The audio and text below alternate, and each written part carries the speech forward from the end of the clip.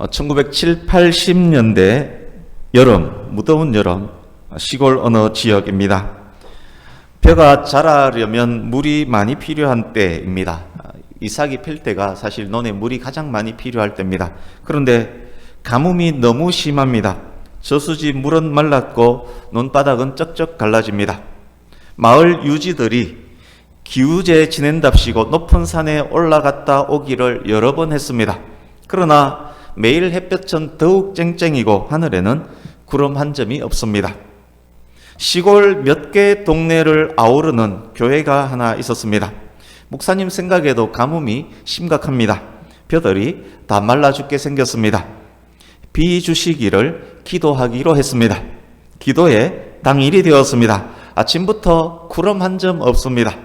쨍쨍 내리쬐는 햇볕을 맞으며 성도들 1명, 2명 기도회에 오고 있습니다. 장미라는 이름을 가진 장미처럼 어여쁜 한 초등학생 여자아이도 깡총깡총 예배당으로 옵니다. 장미는 자기 키만한 우산을 지팡이 삼아 들고 왔습니다. 장미를 본 권사님 한마디 합니다. 아이고 장미야, 너 지금 제정신이냐? 이렇게 햇볕 쨍쨍에 구름 한 점 없는데, 며칠 동안 비 없다는 예보도 있었는데 무겁게 우산은 왜 들고 왔니? 그러다 우산 잊어버린다. 장미가 권사님께 말합니다. 권사님, 하나님께 비 내려주시기를 기도하러 모인 것 아닙니까?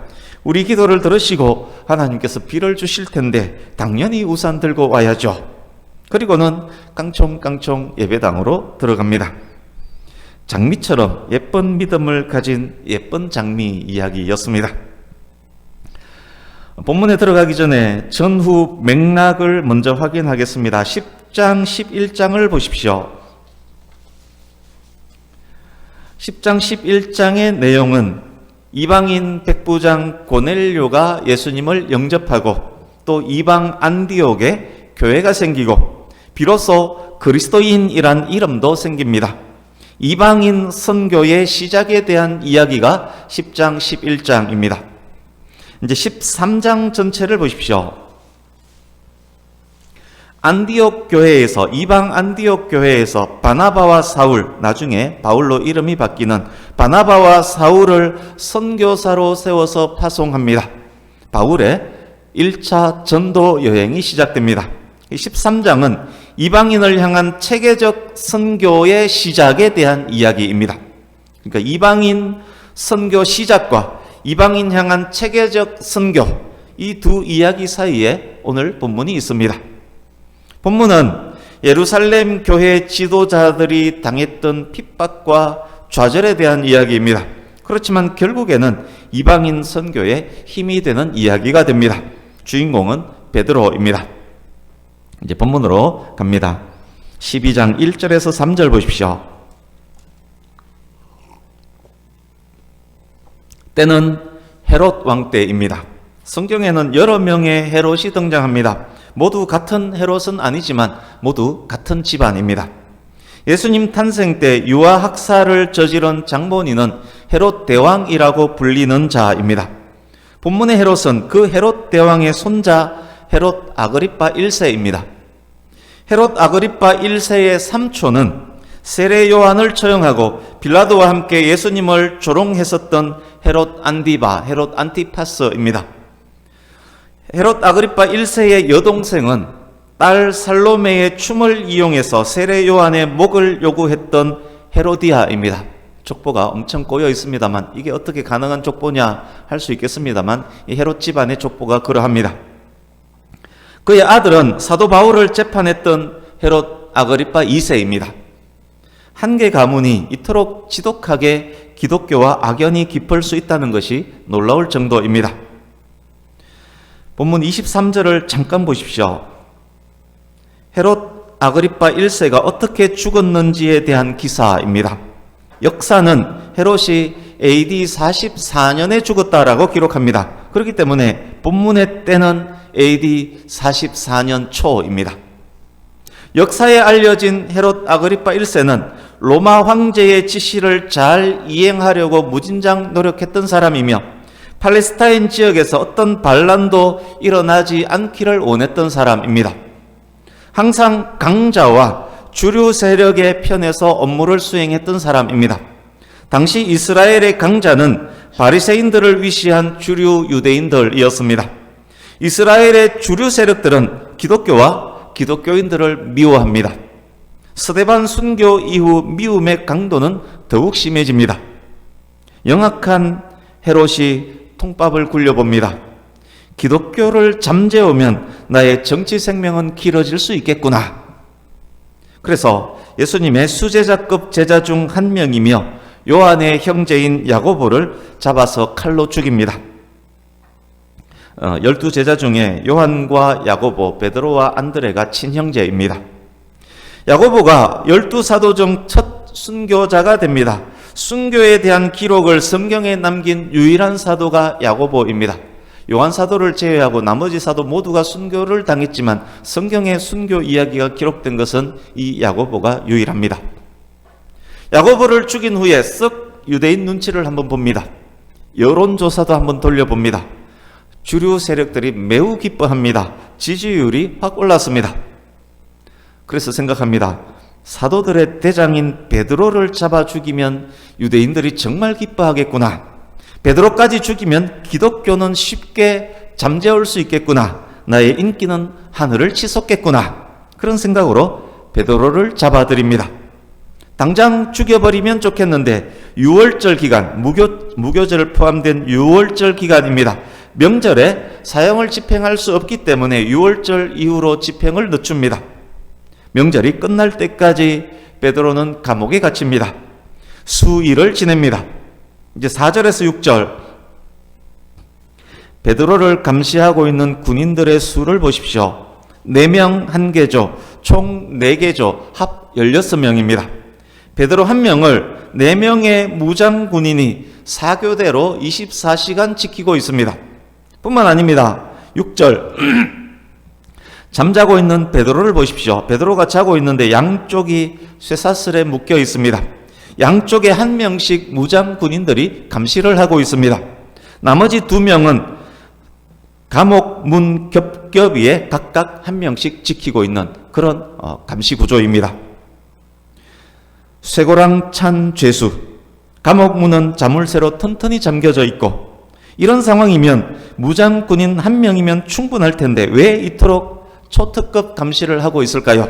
그것은 사도행전 5장의 기사와 관련이 있을 것입니다. 5장에 이런 내용이 나옵니다. 대제사장들과 사두개인들이 베드로와 사도들을 시기해서 감옥에 가둡니다. 그런데 분명 가뒀는데 어떻게 나왔는지 새벽에 성전에서 말씀을 가르치고 있습니다. 그런 일들이 또 반복되면 안 되기 때문에 이토록 철저하게 감시를 하고 있는 것입니다. 야고보가 지금 죽임당했습니다. 수석 사도 베드로마저 감옥에 갇혀서 처형을 기다리고 있습니다.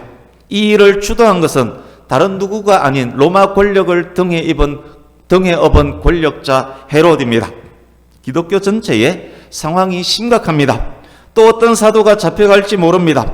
예루살렘과 온 유대와 사마리아와 땅끝을 향해서 가야 할 복음이 이방 선교를 시작하는 점에 큰 위기를 맞았습니다. 이런 상황에서 베드로가 무엇을 할 수 있을까요? 이런 상황에서 당시 기독교와 교회는 강력한 로마 권력을 상대로 무엇을 할 수 있었겠습니까? 5절 같이 읽습니다. 시작. 이에 베드로는 옥에 갇혔고 교회는 그를 위하여 간절히 하나님께 기도하더라. 아멘. 12장의 핵심 구절입니다. 교회가 기도합니다. 어떻게 기도합니까? 간절히 기도합니다. 그야말로 우리가 자주 쓰는 빡세게 기도합니다. 지난주 말씀 기억하시지요?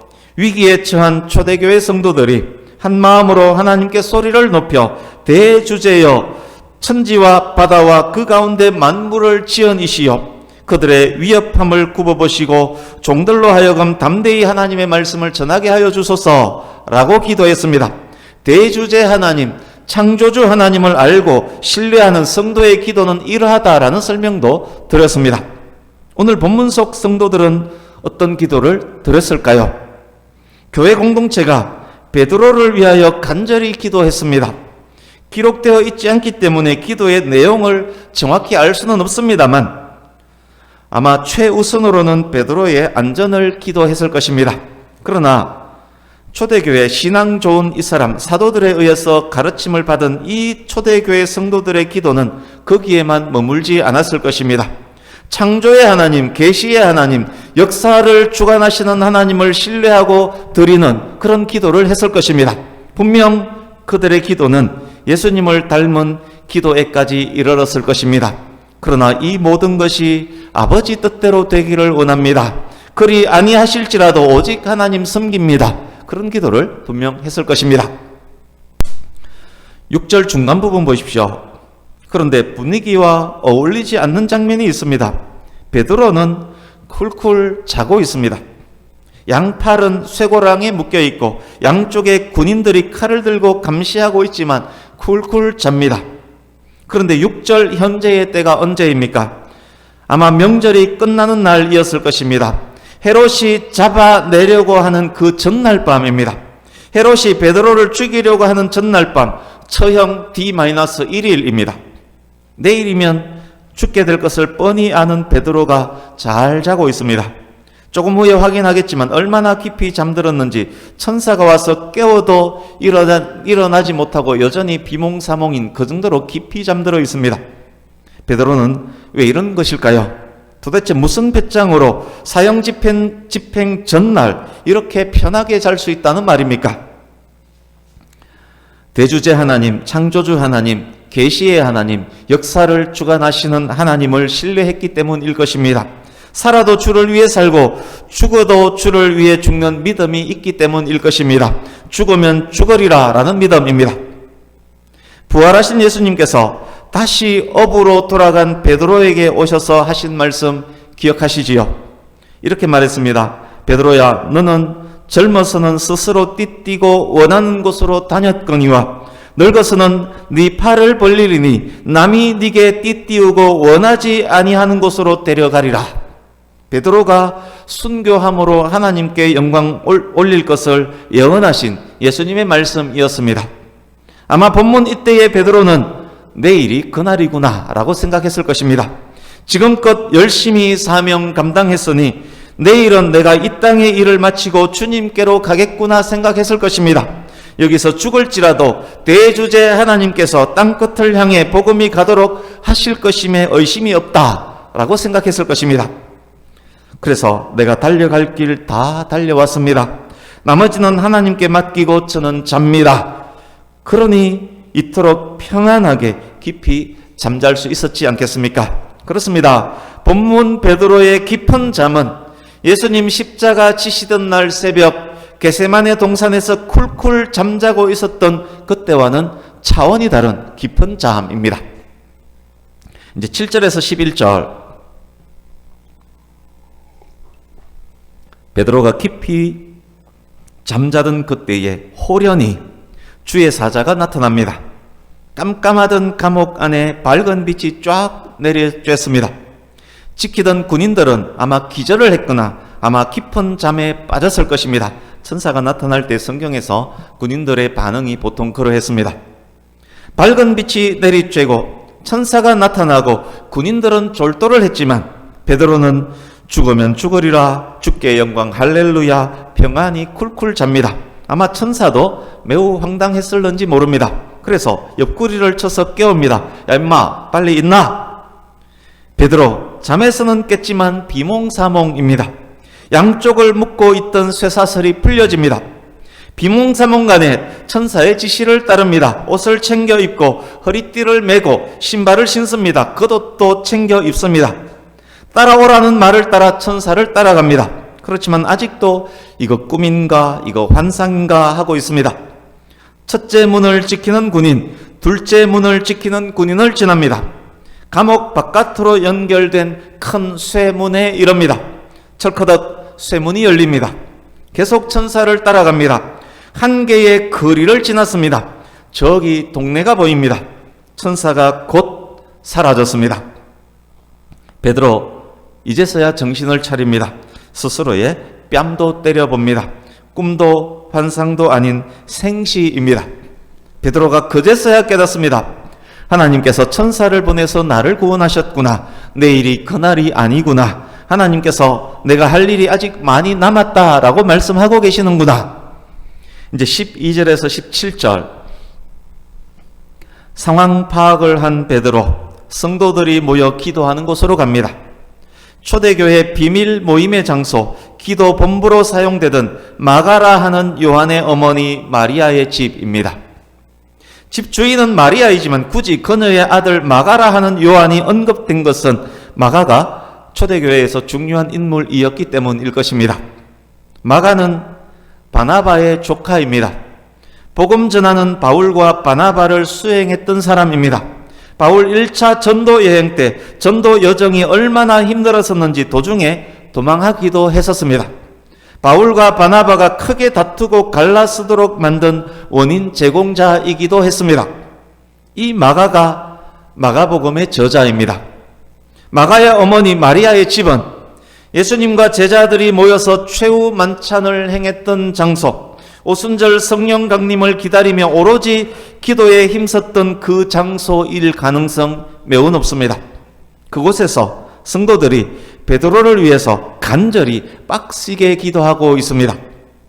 감옥에서 나온 베드로, 그곳을 향해 가는 것 당연합니다.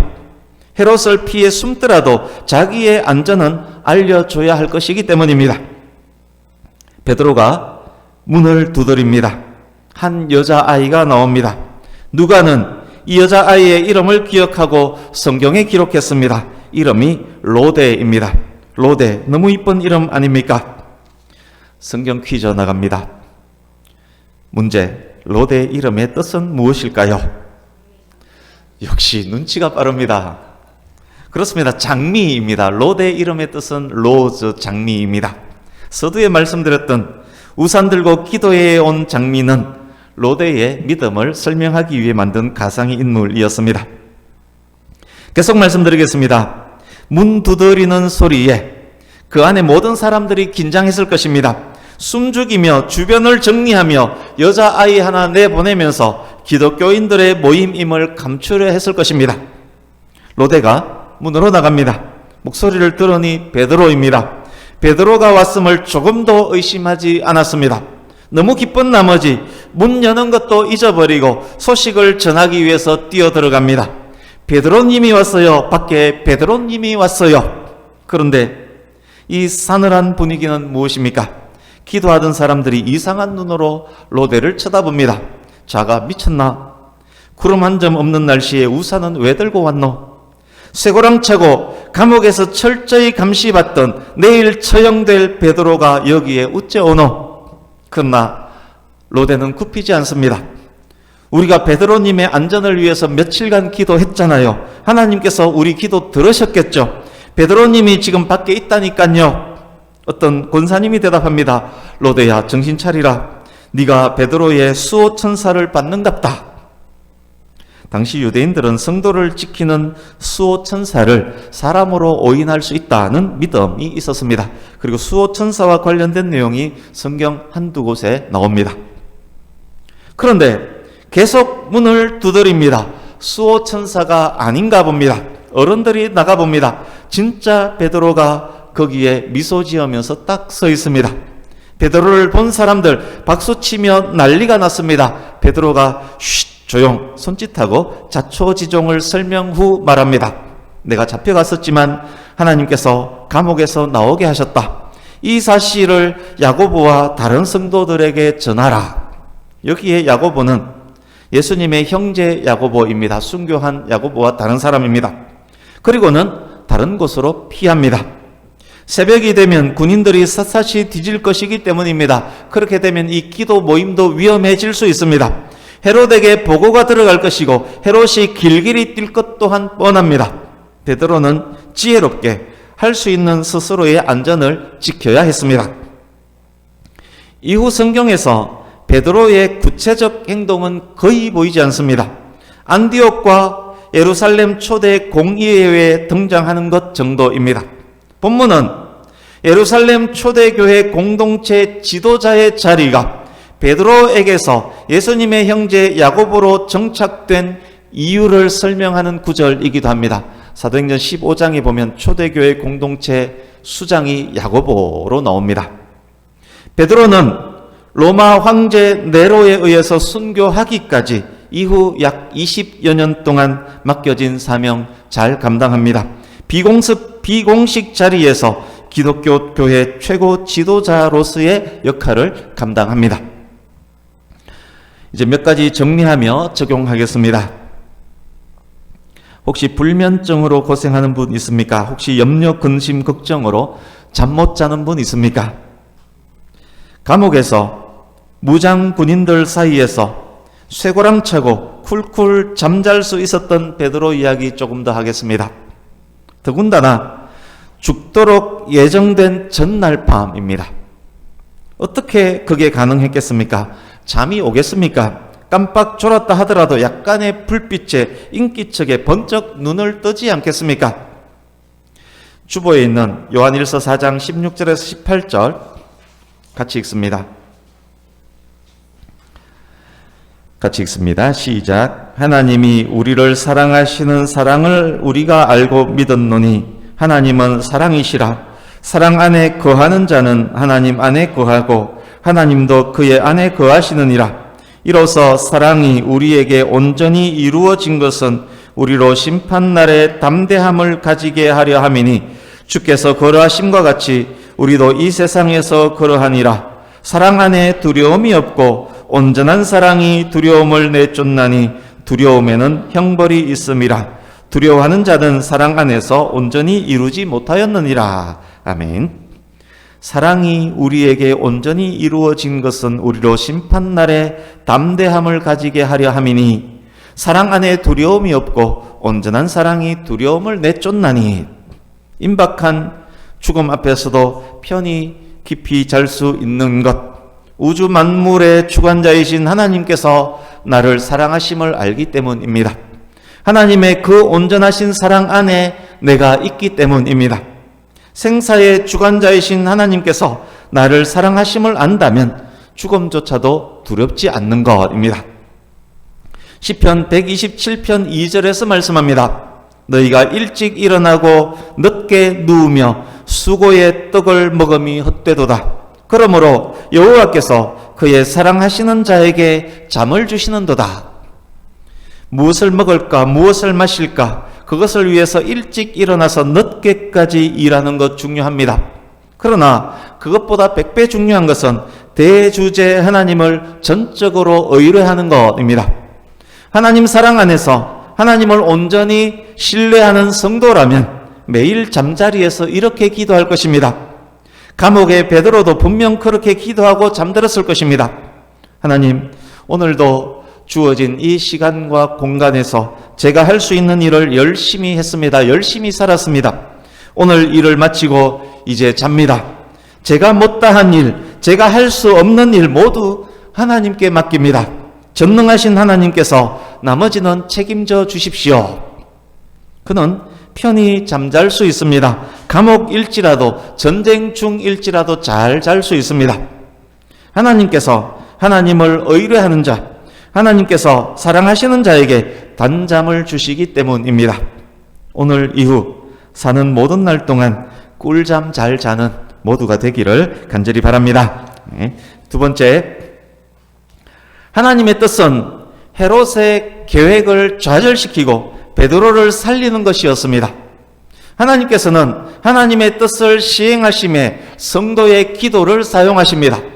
많은 성도들이 한 곳에서 같은 내용으로 간절히 기도했습니다. 베드로의 안전을 위해 기도하는 성도의 기도를 들으셨습니다. 하나님의 뜻대로 되기를 원합니다 라는 기도도 들으셨습니다. 하나님께서 그렇다면 가장 귀 기울인 기도는 누구의 기도였겠습니까? 모두가 비를 주십시오라고 기도했지만 하나님께서 더욱 귀를 기울이신 기도는 믿음으로 우산 들고 와서 믿음으로 기도하는 장미의 기도였을 것입니다.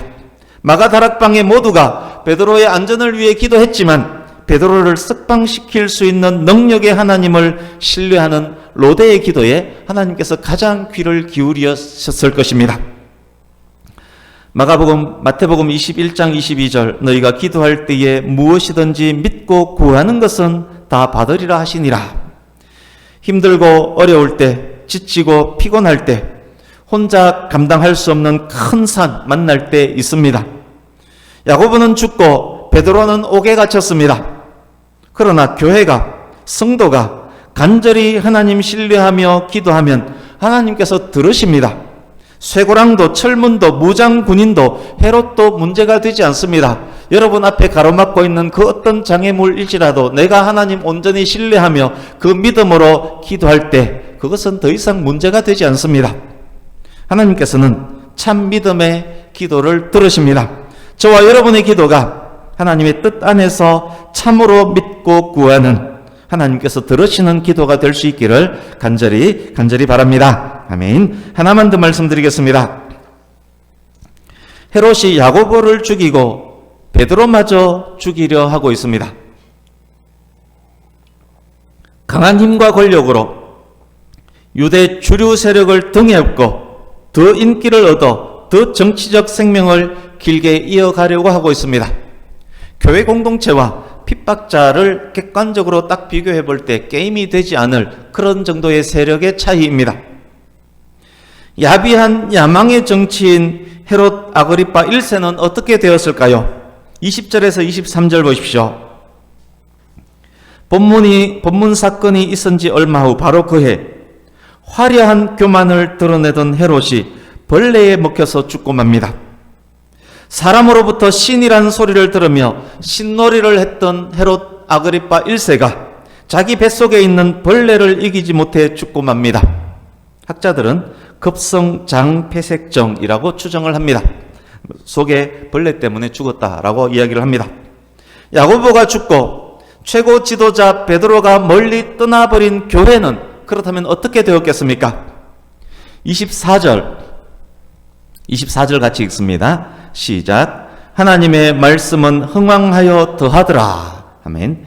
헤롯이 승승장구하고 교회는 망하는 것처럼 보였지만 오히려 헤롯은 죽고 하나님의 교회는 흥왕합니다. 10장, 11장에서 시작된 이방 선교가 12장 본문을 거쳐 이후 13장에서 바울 1차 전도 여행으로 더욱 체계적으로 전개가 됩니다. 하나님의 일하심은 이러합니다. 하나님 안에 사는 자들의 삶 역시 결국 이렇게 승리하게 되어 있습니다. 고린도후서 6장 8절에서 10절 제가 읽어드리겠습니다.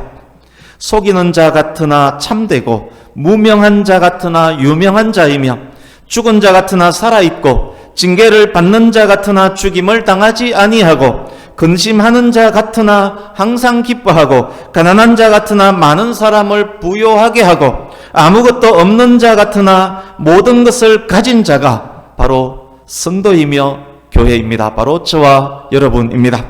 우리 하나님은 대주제의 하나님, 창조주 하나님, 계시의 하나님, 역사를 주관하시는 하나님이시기 때문입니다. 그 하나님이 우리의 아버지가 되시기 때문입니다. 말씀을 마칩니다. 그래서 우리는 결국 승리하게 됩니다.